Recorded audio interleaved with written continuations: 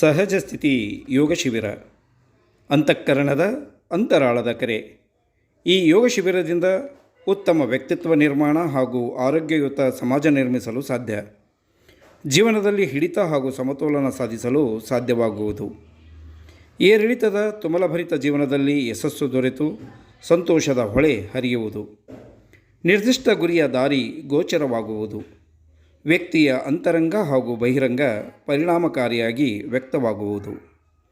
ಕಲ್ಪನೆಯ ಕನಸುಗಳು ಸಾಮರ್ಥ್ಯ ಹಾಗೂ ಶ್ರದ್ಧೆ ಎಂಬ ಸೇತುವೆಯಿಂದ ಸಾಕಾರಗೊಳ್ಳುವವು. ಮಾನವನ ವ್ಯಕ್ತಿತ್ವ ವಿಕಸನಗೊಂಡು ಬದುಕಿಯೂ ಜಡವಾಗಿರುವ ವ್ಯಕ್ತಿ ಚೈತನ್ಯದ ಚಿಲುಮೆಯ ಮೂರ್ತಿಯಾಗಲು ಸಾಧ್ಯ. ಈ ದಿಶೆಯಲ್ಲಿ ಪ್ರಾಣಾಯಾಮ, ಧ್ಯಾನ, ಕರ್ಮಯೋಗ, ಭಕ್ತಿಯೋಗ, ಜೀವನದಲ್ಲಿ ವ್ಯವಹರಿಸುವ ಕಲೆ, ಆಹಾರ ಪದ್ಧತಿ ಅರಿತು ಪ್ರೇಮಮಯ ಬದುಕಿನಡೆಗೆ ಸಹಜ ಸ್ಥಿತಿ ಯೋಗದ ಮೂಲಕ ಸುಲಭ ಸಾಧ್ಯ.